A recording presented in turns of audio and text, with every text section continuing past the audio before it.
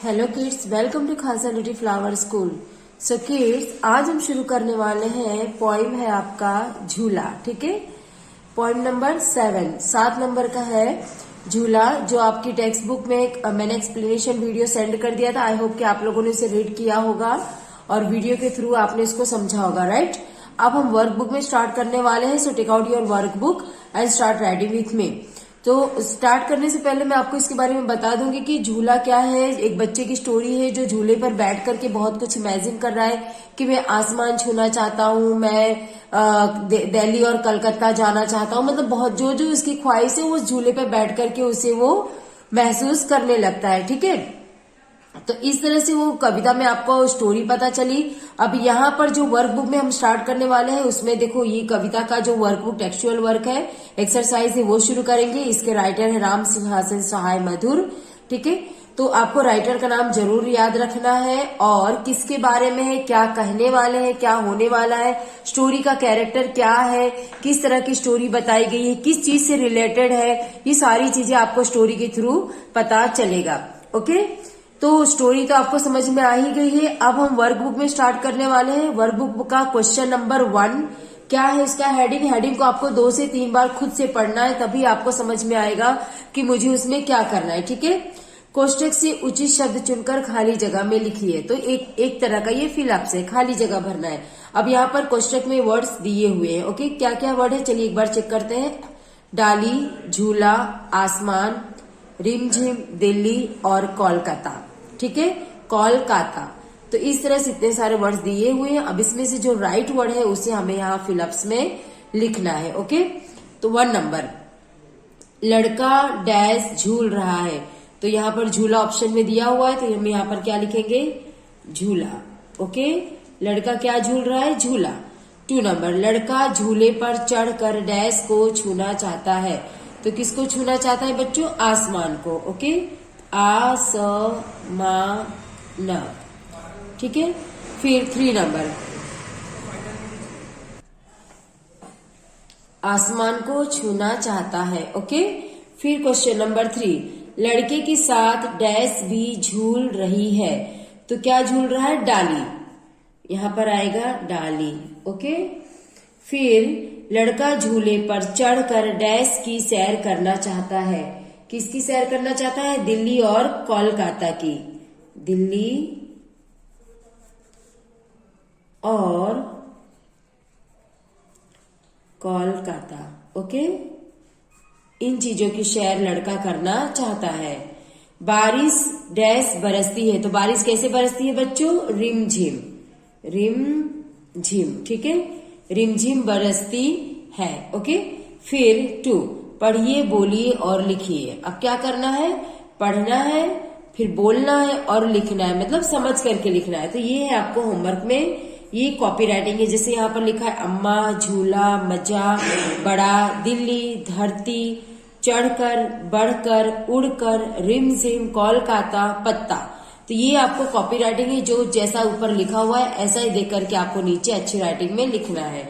फिर है question number 3, काव्य पंक्तियों को पूर्ण कीजिए। तो आपकी जो कविता है झूला वाला उससे रिलेटेड है। This one is also for homework.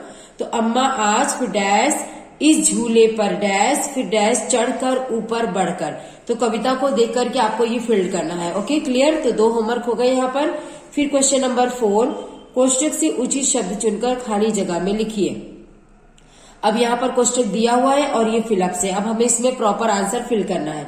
1 number, मैं कबड्डी खेल डैश। तो क्या आएगा, रहा हूं, रहे हैं। मैं कबड्डी खेल रहा हूं। ठीक है, रहा हूं। हम पाठशाला जा रहे हैं। यह हाथी डैश सूंड लंबी है। यह हाथी है, इसकी सूंड लंबी है। ठीक है, हाथी की सूंड लंबी होती है ना। इसके बाद नेक्स्ट क्वेश्चन, पेज नंबर 57 पर 4 नंबर, डैश कौवा है, उसका रंग काला है। तो उसका बता रहा है, मतलब कि वो कौवा से दूर है। तो क्या लिखेंगे यहाँ पर, वह कौवा है, उसका रंग काला है। ये तितलियां हैं, डैश पंख रंग बिरंगे हैं। ये तितलियां हैं इनके पंख रंग बिरंगे हैं।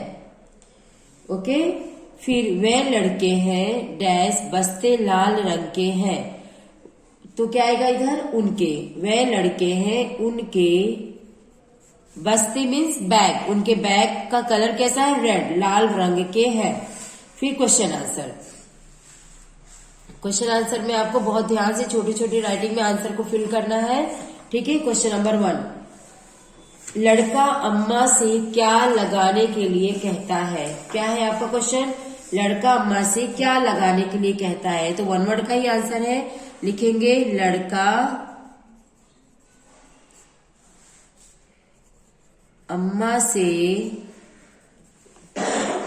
झूला, लड़का अम्मा से झूला लगाने के लिए कहता है। ठीक है, लड़का अम्मा से झूला लगाने के लिए कहता है। ओके, क्वेश्चन नंबर 2, लड़का किसको छूने की बात करता है।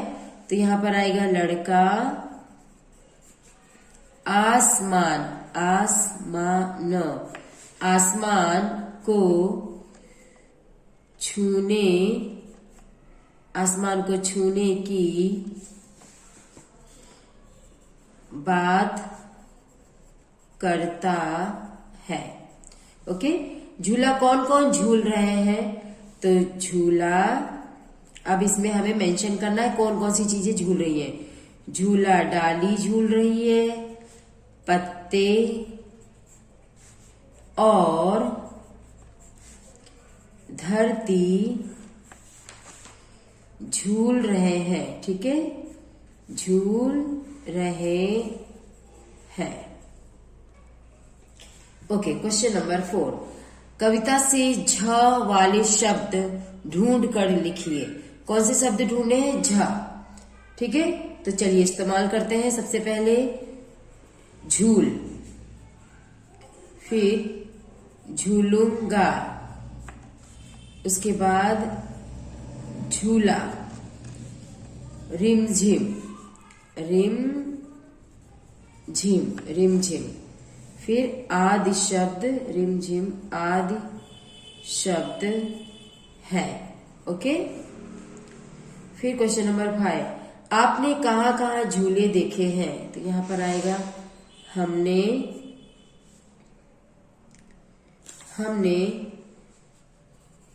झूले बगीचे में, घरों में और मेलों में झूले देखे हैं। ठीक है, आप किस तरह के झूले में झूले हैं।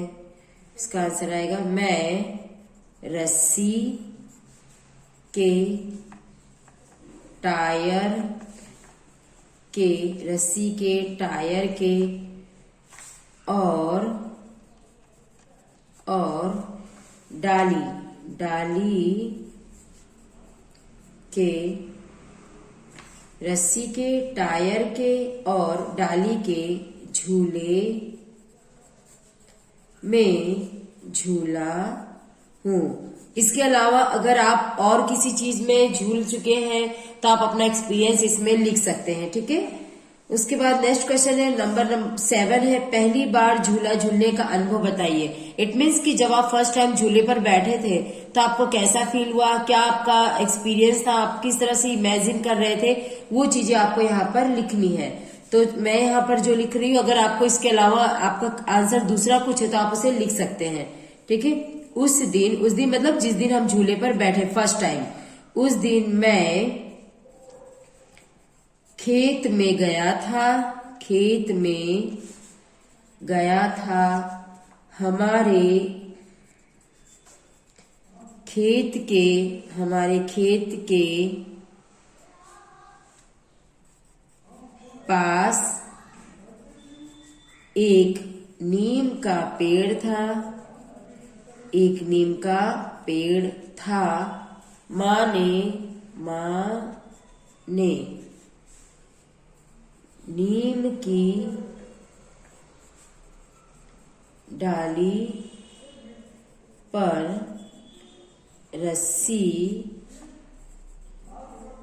बांधकर मेरे लिए झूला बना दिया था। किसने बनाया था? माँ ने झूला बना दिया था। ओके, किस पर झूला बनाया था बच्चों? एक नीम के पेड़ पर रस्सी डालकर बांध दिया था और उससे माँ ने उस बच्चे के लिए झूला बना दिया था और उस दिन वो बच्चा झूले पर बैठा। क्लियर? उसके बाद है आपका क्वेश्चन नंबर 6। ये क्वेश्चन आंसर आपको अच्छी राइटिंग में अपनी वर्कबुक में लिखना है, ठीक है, ध्यान से। फिर है क्वेश्चन नंबर 6, उदाहरण के अनुसार विरोधी शब्द लिखिए। It means opposites. तो अपोजिट जैसे यहाँ पर आपको एग्जाम्पल दिया है आज, तो आज का अपोजिट क्या होगा? कल। अब यहाँ दिन है तो दिन का अपोजिट क्या आएगा? रात। हंसना, रोना, आना, जाना, सोना, तो क्या होगा उसका? जागना, ठीक है, जागना। ओके, फिर है क्वेश्चन नंबर 7, उदाहरण के अनुसार विरोधी शब्द लिखकर वाक्य में प्रयोग कीजिए। मेक सेंटेंस है, इसका सेंटेंस बनाना है। जैसे कि हमें हमेशा चलते रहना चाहिए, हमें मुश्किलों से डर कर रुकना नहीं चाहिए, ठीक है। तो यहाँ पर क्या लिखा है? ऊपर। तो ऊपर का अपोजिट क्या होगा? नीचे। अब उसका मेक सेंटेंस बनाएंगे। यहाँ पर आसमान ऊपर है, आसमान ऊपर है, तो ऊपर का अपोजिट क्या लिखेंगे? नीचे। धरती, धरती नीचे है। ओके, समझ में आ गया? तो ऊपर का अपोजिट नीचे हो गया और उस तरह से उसका एक सेंटेंस भी बन गया, ठीक है। फिर है नेक्स्ट क्वेश्चन आपका, जैसे कि यहां पर लिखा है 2 नंबर, आसमान। आसमान का हम क्या लिखेंगे? आसमान का अपोजिट क्या आएगा बच्चों? धरती। क्या आएगा? धरती, धरती, ठीक है। तो यहां पर होगा आसमान ऊपर है, आसमान ऊपर है, ठीक है। धरती, आसमान ऊपर है, धरती नीचे है, धरती नीचे है, ठीक है। तो ये एक सेंटेंस बन गया। हमें आसमान का भी इस्तेमाल कर दिया और धरती का भी सेंटेंस बना दिया। फिर है चढ़ना। तो चढ़ना का अपोजिट क्या होगा? उतरना। ओके, वाक्य बनाएंगे कैसे? तो पर्वत चढ़ना आसान नहीं है। पर्वत चढ़ना आसान नहीं है, उसका सेंटेंस क्या होगा? पर्वत उतरना। देखो वहां पर चढ़ना का अपोजिट क्या हो जाएगा? उतरना। पर्वत उतरना भी मुश्किल है। क्या है? मुश्किल है। ओके, फिर छोटा, तो उसका अपोजिट क्या होगा? बड़ा। उसका वाक्य प्रयोग करेंगे, मेरा एक भाई मुझसे छोटा है। मेरा एक भाई मुझसे छोटा है, ठीक है। तो उसका आंसर क्या? उसका फिर से अपोजिट करेंगे तो बड़ा लिखेंगे, तो वापस सेम आंसर, मेरा एक भाई मुझसे बड़ा है, ठीक है। मेरा एक भाई मुझसे बड़ा है और एक ऊपर छोटा, तो ये दोनों अपोजिट हो गया। यहाँ पर चढ़ना उतरना अपोजिट हो गया, ऊपर नीचे अपोजिट हो गया। क्लियर? सो किड्स, जैसा कि ये वाला आंसर है धरती वाला, कि यहाँ पर लिखा हुआ है धरती, आसमान का अपोजिट क्या है? धरती, ठीक है। तो यहाँ पर हम लिख सकते हैं, इसको थोड़ा चेंज कर सकते हैं कि आसमान नीले रंग का है, नीले रंग का है, ठीक है। तो नीचे लिख सकते हैं धरती